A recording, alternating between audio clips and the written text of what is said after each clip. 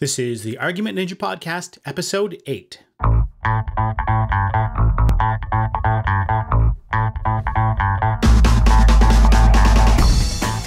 Hi, everyone. This is Kevin Delaplante, and you're listening to the Argument Ninja Podcast. I'm a philosopher and critical thinking educator, and on this show, I talk about argumentation and what it means to become an independent critical thinker, filtered through our growing knowledge of the psychology of belief and persuasion. I'm interested in developing an original program of instruction in critical thinking that is grounded in the study of rational persuasion. This is the main point of this podcast, to provide a forum for me to work out the elements of such a program. Now, whenever I try to explain what I mean by a theory of rational persuasion, I find myself falling back on analogies with traditional martial arts practices. In these martial arts disciplines, there's often a dual emphasis. There's an emphasis on combat techniques and other physical aspects of the martial art, and there's an emphasis on ethical or philosophical principles that serve as governing ideals for the practice. I'm interested in how these two dimensions of martial arts practice interact with each other. For me, this is helpful to explore because I see parallels in the relationship between methods of persuasion on the one hand and principles of rational argumentation on the other.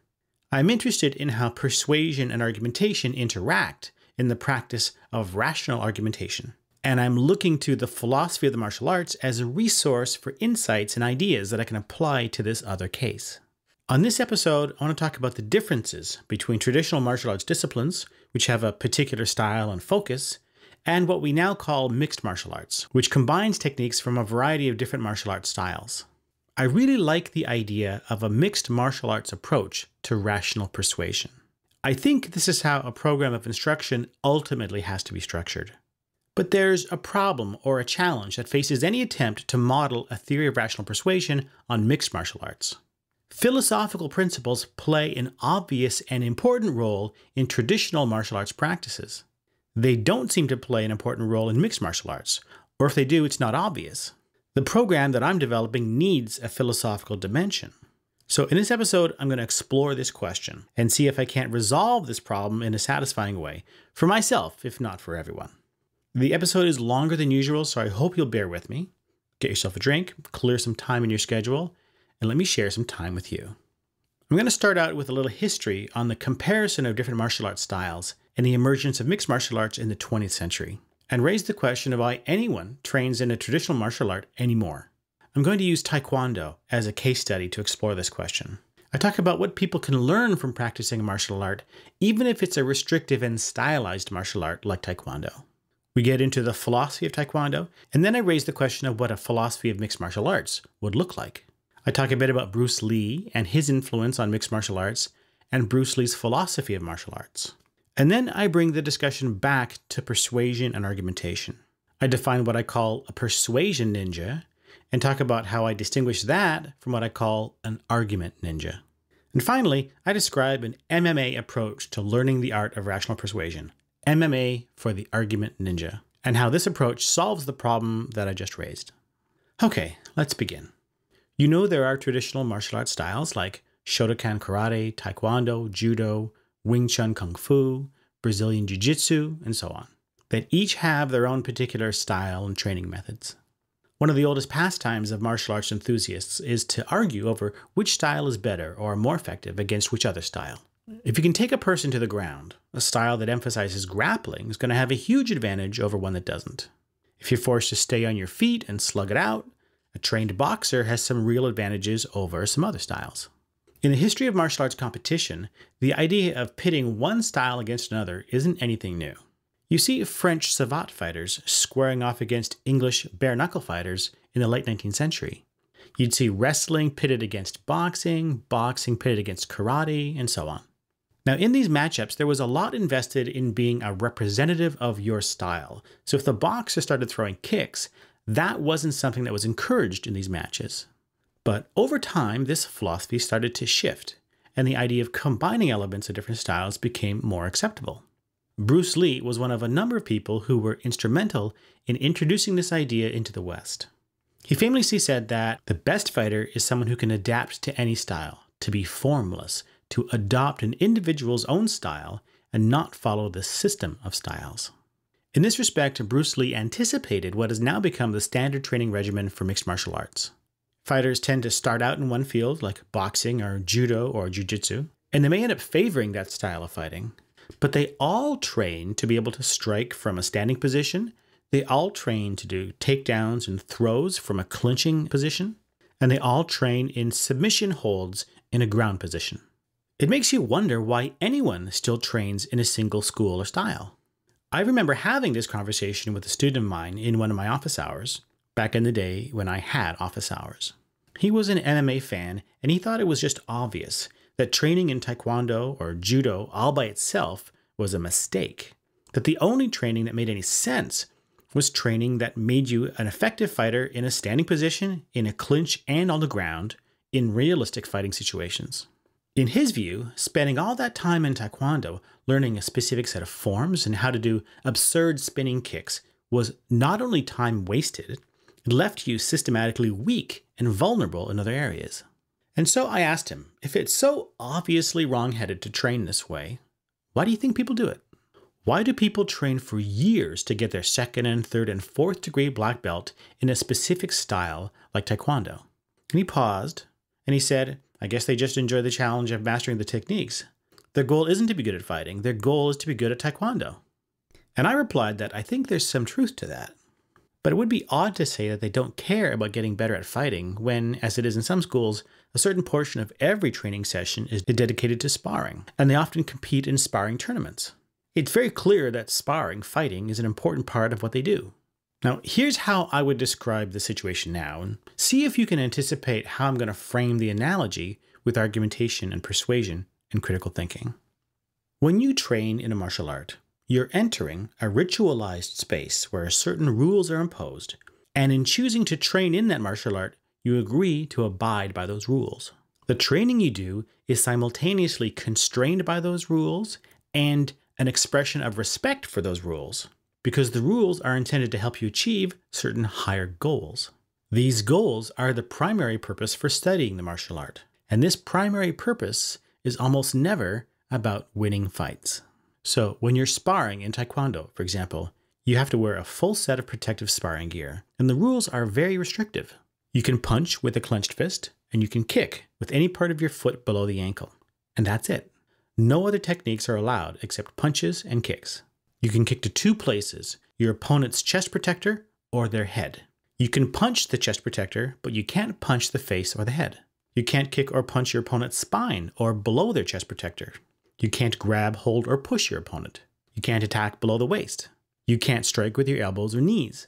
You get 1 point for a basic hit to the chest protector. You get 2 points for a kick to the chest protector if the kick involves a spinning technique. And you get 3 points for a kick to your opponent's head. Now, it's easy to see why someone who is really interested in fighting might dismiss this kind of combat as so restrictive and ritualized that it has almost nothing to do with a realistic self-defense or street fighting situation. And there's obviously some truth to this. But it's also clear that this kind of practice does develop some important combat-related skills. You're facing a real opponent after all. You're not shadowboxing. You're trying to physically hit someone while avoiding being hit by them, and vice versa. To do this well, you have to learn how to assess an opponent's strengths and weaknesses, how to read their strategy, how to conceal your own strategy, how to control the distance between you and your opponent, how to time your attacks, how to throw combinations, and how to respond in the moment to changes in the combat situation.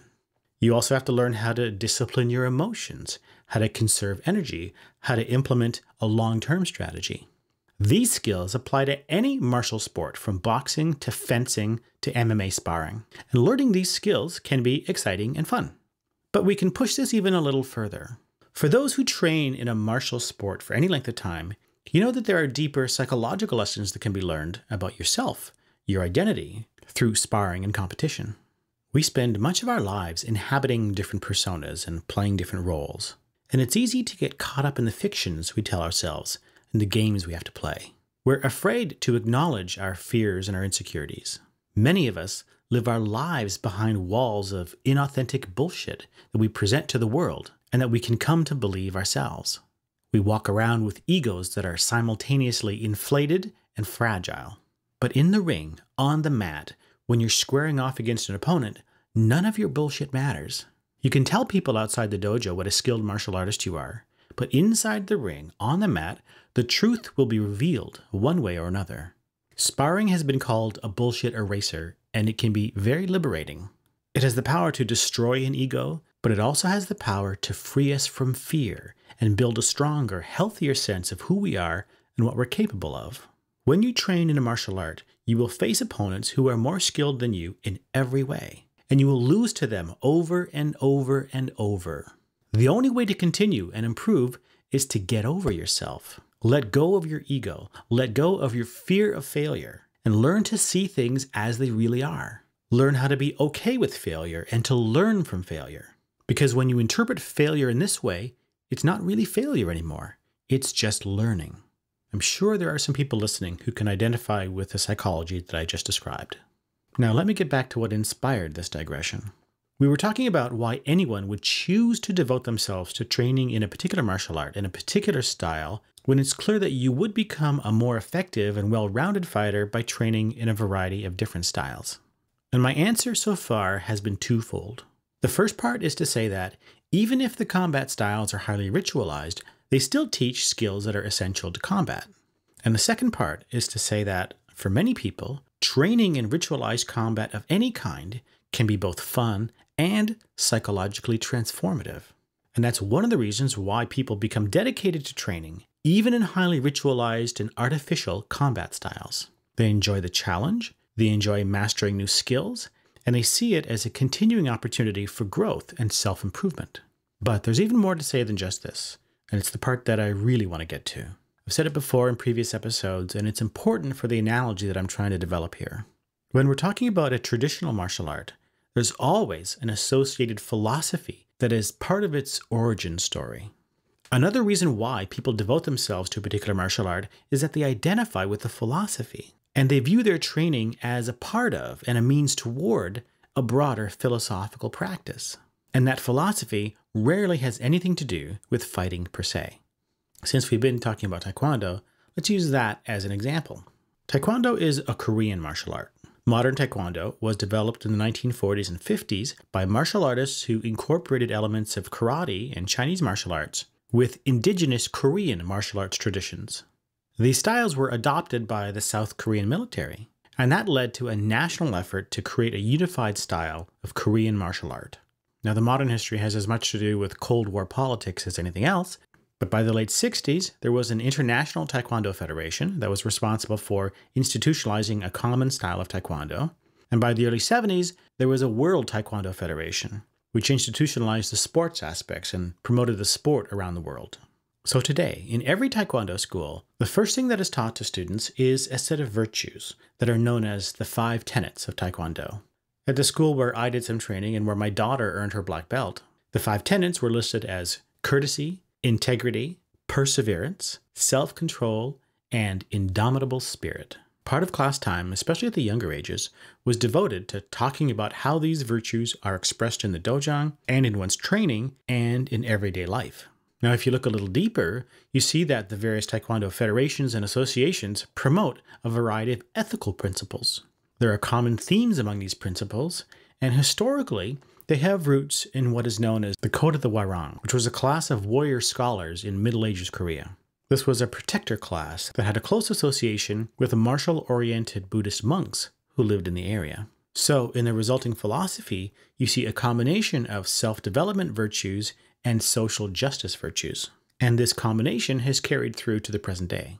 For example, let me read you a statement of the Philosophy of Taekwondo as expressed by the founder of the International Taekwondo Association, Grandmaster James Benko.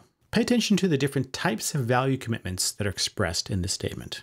The philosophy of Taekwondo is to build a more peaceful world.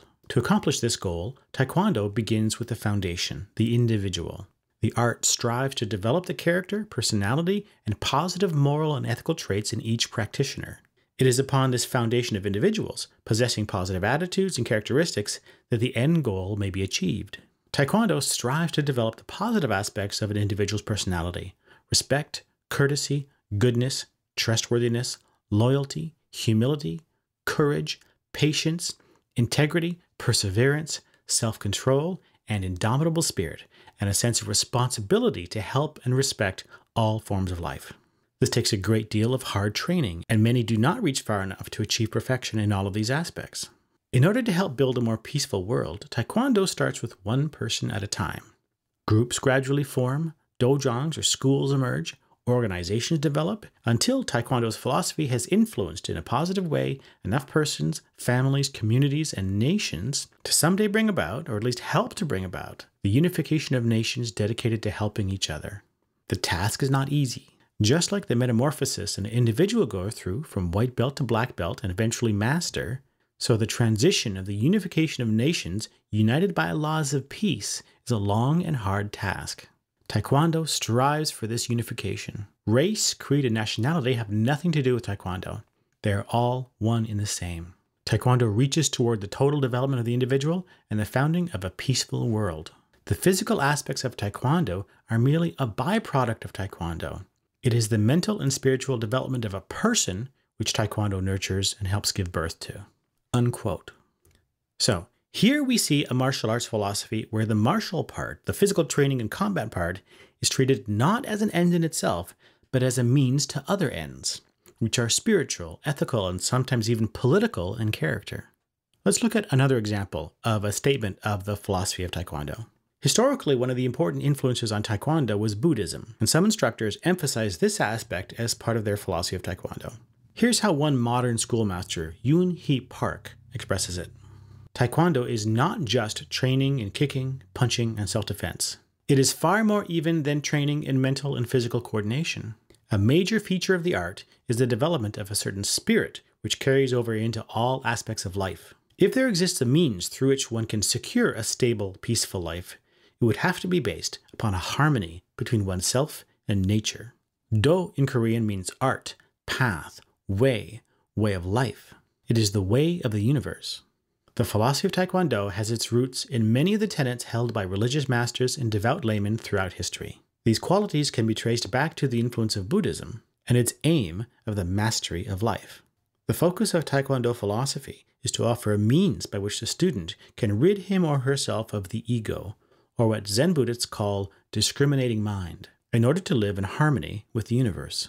At the core of this philosophy is the concept of duality in nature. Duality refers to the interaction of opposing forces. Harmony is achieved when opposite forces are distributed equally, resulting in balance. When one force dominates, however, discord is the result.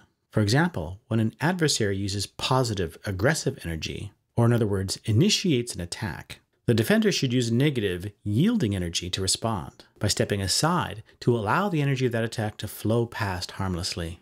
In this manner, what was once hard, the assailant's attack, becomes soft, non-injurious. And what was soft, the defender's passivity, becomes hard, an effective way to counter a potentially dangerous assault, allowing balance to return. Ultimately, the philosophy of Taekwondo seeks to bring students to a level of consciousness known as present time. This occurs when one is completely in tune with oneself and nature to the degree that one's actions and reactions are always perfectly coordinated with the forces in life, whether that be in the sparring ring, in a social setting, or even when alone. Such a person cannot be made upset by anything they encounter in life. True masters of Taekwondo are noted for their serene personalities, which stem from their living in present time. Every person is capable of coordinating him or herself with the forces in life more perfectly. By centering oneself and balancing the dual forces through living in present time, students can begin to touch the true goal of all human life, which is the aspiration to and application of perfection." Unquote. Now, this statement of the ultimate goals of Taekwondo is quite different from the one we just read. There's no talk about a unification of peaceful nations here. The focus is more on moving individuals toward a Buddhist version of self-realization. But what do they have in common? What they have in common is they see the practice of Taekwondo as a means to a greater goal. And when you move closer and closer to this goal, the martial aspects of the practice begin to fade. And even more, the physical aspects begin to fade. What comes more and more into focus are higher ideals, virtue, character, self-realization, enlightenment, justice, harmony, universal peace. Now, I'm not going to say that every traditional martial art tells the same story. But I will say that every traditional martial art has a story like this. Now, let's return to my office where I'm talking to that student, the fan of mixed martial arts. Let's imagine that I've just told him this story about the reasons why people dedicate themselves to training in a particular martial arts style, like Taekwondo, in spite of it being a less effective system for learning self-defense and developing realistic fighting ability. What do you think his response will be? If he's a real fan of MMA, he'll probably say, "That makes a lot of sense, but it just proves my point. People who study Taekwondo for years want to become great at Taekwondo," whatever that means, "but they don't want to become great fighters. If they wanted to become great fighters, they would learn other styles." And I actually think this is a fair assessment. If one of your goals is to be able to confidently handle yourself in a wide variety of self-defense or personal combat situations, it would be foolish not to train in a variety of styles. There's no question about that. But here's my question. What should I do if I care about both? What should I do if I want to become a more effective fighter and learn from lots of different styles, and I want to use my training as a means to attaining higher spiritual and ethical goals? First, let's just admit that you will have a hard time finding a martial arts school that has just this combination of features. There is no official philosophy of MMA. It doesn't have that kind of history. There's the competitive philosophy of successful fighters, which can be inspiring in its own right. And there's the ethics of respect and the rules of the training hall that most good schools demand. But you'll never walk into an MMA studio and start talking about working toward universal peace or finding the right balance of opposites while living in present time. But the second thing to say is, in spite of this, there's nothing in principle preventing these two goals from coming together. Arguably, this is what Bruce Lee was after. He studied Wing Chun Kung Fu when he was a teenager in Hong Kong, but in the US he studied judo grappling and Taekwondo kicking and Western-style boxing and even fencing, and he tried to synthesize all of this in his own fighting style. The practical, physical side of combat was very important to him.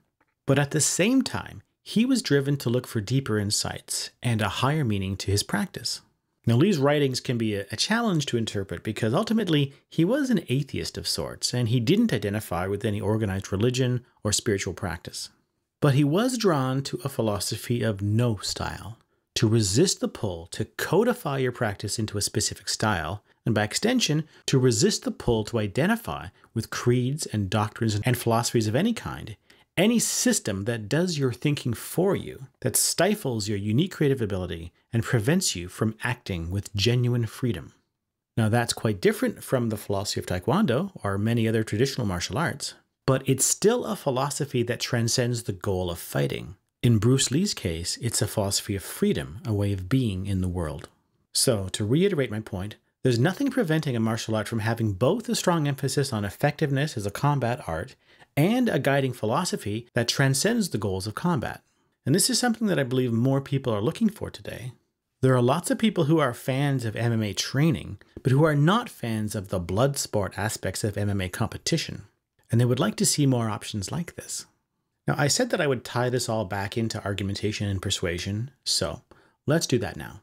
When you study logic and argumentation, you're learning how to identify genuine strengths and weaknesses in arguments.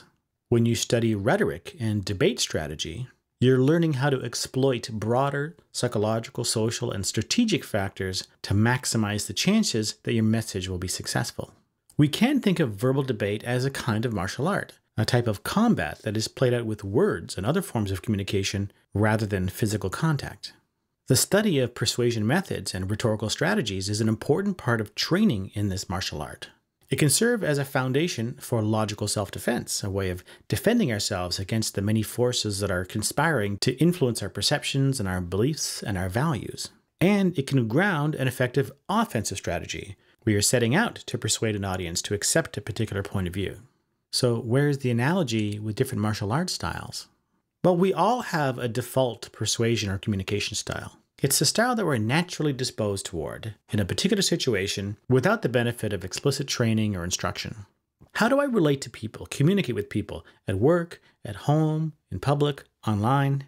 Our default communication styles can change from situation to situation, and they can evolve over time. But we all have these default modes. Sometimes they're effective, but often they're not.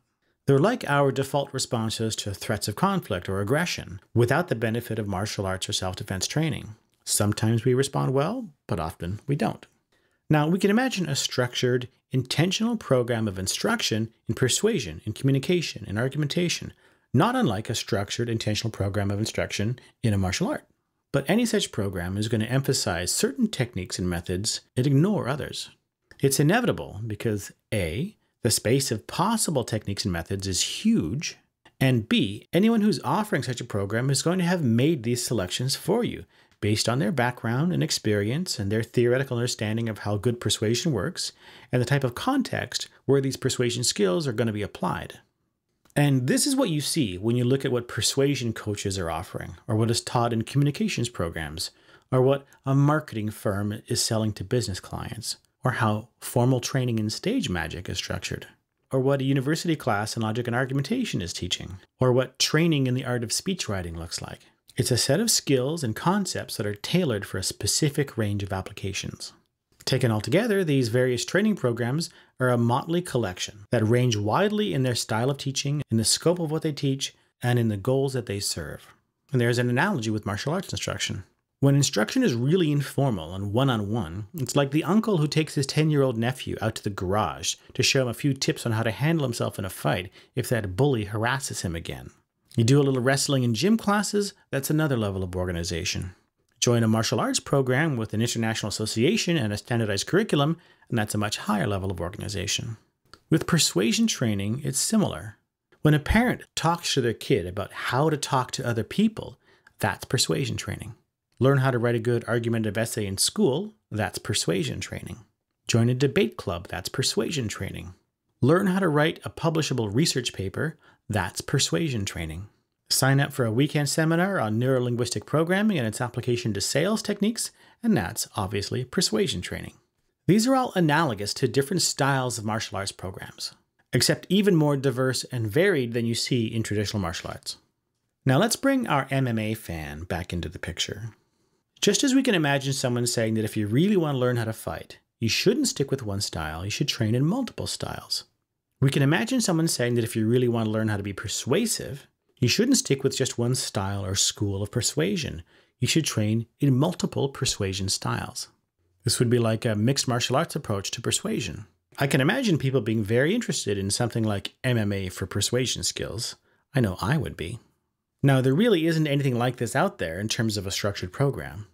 But there are individuals who fancy themselves students of persuasion in general and devote time to reading and learning as much as possible about a wide range of persuasion methods, including what I would call critical thinking methods like classical logic and argumentation, scientific reasoning, and so forth.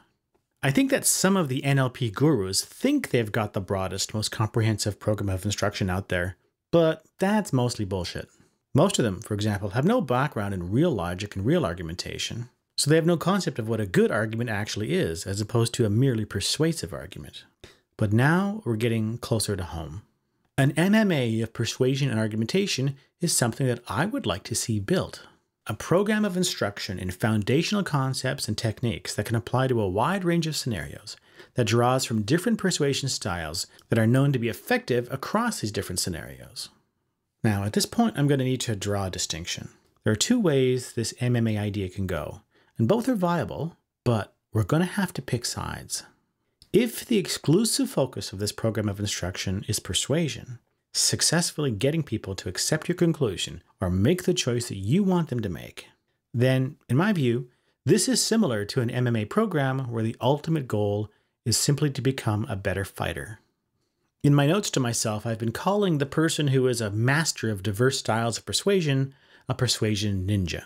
You rise up the ranks of the persuasion MMA program, you eventually become a persuasion ninja. However, if your focus isn't solely on persuasion, but also on persuasion for good reasons, actually having good reasons for the beliefs you have and the decisions you make, then this is similar to an MMA program where the ultimate goal isn't just to become a better fighter. You're also committed to something else, something that transcends combat and even the physicality of training, something that aims at truth and wisdom. The person who rises through the ranks of this MMA program, who masters a variety of persuasion styles while also remaining dedicated to the goals of genuinely good argumentation and the intellectual virtues that go with it, I call that person an argument ninja. We saw examples like this when we looked at the philosophy of Taekwondo, where it's often quite explicit. The ultimate goal isn't to become the best fighter, it's to achieve some other spiritual or ethical goals. Now, in standard MMA training, you don't normally see this kind of explicit philosophical commitment. But the example of someone like Bruce Lee illustrates how it's possible to be committed to caring about the effectiveness of the combat system and be committed to philosophical goals that transcend combat. What I'm talking about isn't any more unrealistic. It's just that no one is doing it. Looking at the scene today, the people who are most interested in persuasion tend to be uninterested in or ignorant of genuinely good argumentation. Or if they do, they spend no time teaching it or discussing its importance. They figure that's someone else's job. It's a modern-day version of what the sophists were teaching back in the days of Plato. How to win friends and influence people. How to master yourself and achieve personal and professional success. How to become irresistible to the opposite sex. How to convert visitors to fans and fans to customers. How to hypnotize the masses and win an election. How to deflect attention away from the criminal activities of governments and large corporations. Some of these uses of persuasion skills are good and worthwhile. Some are not so good, and some are terrible. The MMA program for persuasion ninjas wouldn't take a stand on how these persuasion skills are used. Individual persuasion ninjas may care, according to their conscience. You can have good ninjas and bad ninjas, but they view the skills themselves as neutral. How you use them is up to the discretion of the individual. If you want to use your persuasion skills to fight for peace and justice, that's great. If you want to use them to get young women hooked on binge drinking, that's your business. Now, the MMA program for argument ninjas does take a stand on how persuasion skills are used. It has to. If we imagine the overarching goals of this MMA program to include the basic goals of critical thinking, to improve the quality of our beliefs and judgments, and to promote the rational agency of individuals, then there are certain forms of persuasion that, all other things being equal, we should avoid. These are like the 5 tenets of Taekwondo, in the sense that they serve as ideals that constrain the practice, but also are served by the practice. For example, if I'm using persuasion techniques that systematically bypass your reasoning faculties in ways that you cannot detect, to compel you to believe or do things that ultimately undermine your capacity for independent critical thinking, all other things being equal, that's a bad thing. So, I'm on the side of a mixed martial arts approach to teaching persuasion and argumentation, where the goal is to produce argument ninjas, not just persuasion ninjas. Now, the analogies and comparisons are rich here. They certainly go beyond traditional martial arts. When you have these skills in your position, you'll be able to do things that other people can't. You'll be tempted by the dark side, to cultivate influence and wield power for personal gain. The Jedi are ambassadors for the light side. Yoda and Obi-Wan and the Jedi are argument ninjas of the Star Wars universe. In the Harry Potter universe, there are good wizards and bad wizards. But there are schools of magic, like Hogwarts, that are run by wizards who are committed to the good. Yet, in order to teach their students properly, they have to teach them the dark arts as well, so they understand how magic can be bent to evil purposes and how to defend against it. Harry and Hermione and Ron are training to be the argument ninjas of the Harry Potter universe. Now, in these fictional universes where there's a struggle for control between a light side and a dark side, the question always arises, which is stronger? Well, I'll let Master Yoda answer that question for me. Yes, run! Yes, Jedi strength flows from the Force. But beware of the dark side. Anger, fear, aggression. The dark side of the Force are they. Easily they flow, quick to join you in a fight. If once you start down the dark path, forever will it dominate your destiny. Consume you it will, as it did Obi-Wan's apprentice. Vader, is the dark side stronger? No. Quicker, easier, more seductive. But how am I to know the good side from the bad? You will know when you are calm, at peace, passive. A Jedi uses the Force for knowledge and defense, never for attack. But tell me why I can't... No, there is no why. Nothing more will I teach you today. Clear your mind of questions.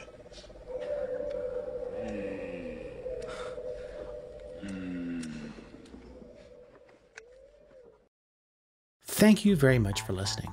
If you want to leave comments or questions, please visit argumentninja.com and look for episode 8. I'd love to get your feedback on this episode. If you'd like to support this podcast and the creation of a real-life MMA for Argument Ninjas program, please consider becoming a patron. Visit patreon.com/KevinDelaplante to learn more about incentive bonuses for patrons and the other work I do at the Critical Thinker Academy. And by the way, if you're listening to this and you're on Facebook, you should definitely go over to facebook.com/Critical Thinker Academy and join over 3,000 fans of that page because I share comments and videos there that I'm sure you'd appreciate knowing about. Thanks again for listening. Hope you have a great week, and we'll see you next time.